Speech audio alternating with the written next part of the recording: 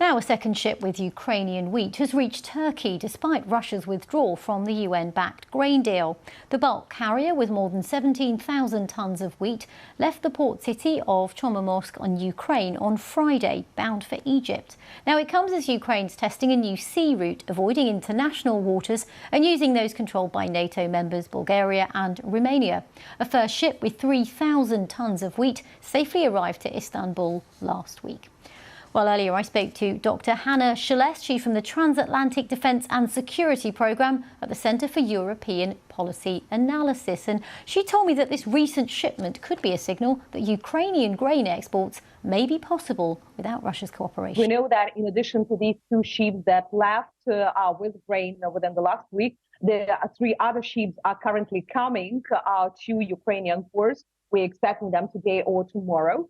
But at the same time, that is the clear demonstration that it is only, that is exception from the rule. That cannot be as a stable route, because nobody is guaranteeing security of the ships in the Ukrainian territorial waters. And even that most of the route is happening not even in the neutral waters, but in the NATO member states' territorial waters of Bulgaria and Romania. But then for several hours, ships are coming purely in Ukrainian territorial waters, and they need to be stationed in Ukrainian ports. And here, the Russian Federation is continuing missile attacks and drone attacks against these ports. So that is like half of the decision, but clear demonstration that Russia cannot control the Black Sea and cannot put their rules for the voyage of the commercial fleet. Are we likely to see more ships on this route carrying more grain? I assume that we will see not only grain, but maybe even other goods, because if you remember the first two ships before these grain ships, they were shipped with the metallurgical materials that been in Odessa port since February 2022. So for more than a year, they've been waiting for the permission to leave the ports. However, more ship owners, more insurance companies will see that others already passed these and it was secure, the more definitely of those will be willing to use this route. But we also need to accompany it with the additional security guarantees for these ships, probably with the air defense of the NATO countries or with the certain patrols of their ships over there. So to guarantee that the Russian Federation will not be provoking the commercial fleet for their freedom of navigation. And just let me ask you this briefly as well. This all comes as Ukraine is targeting the home of Russia's Black Sea fleet. What's your thoughts on how all of that fits into this picture? The Russian Black Sea fleet is stationed in the occupied Crimea.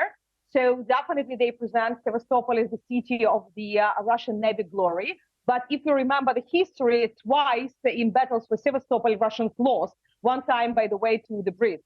So definitely there is more of the myths about the city. And one of the myths that the recent attacks demonstrated that Crimea is not that much protected and Sevastopol and Navy is not that much defended, as Russians stated before. Because we heard for years that Sevastopol is the second most protected city in the Russian Federation after Moscow. The reality demonstrated that it is not, and that will allow Ukraine to push Russians a little bit out from the Black Sea coast, from those operations that they've been conducted against the Ukrainian shore.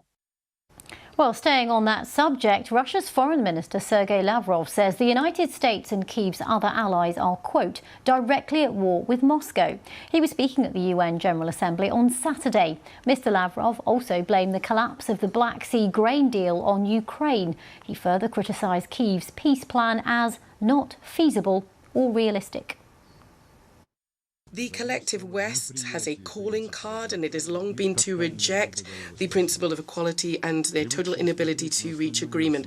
Being used to looking down at the rest of the world, Americans and Europeans make all sorts of promises and they take on commitments inter alia, written ones and legally binding ones, and then they just don't fulfill them. As President Putin pointed out, the West is one that is truly an empire of lies. Russia, like many countries, knows about this firsthand.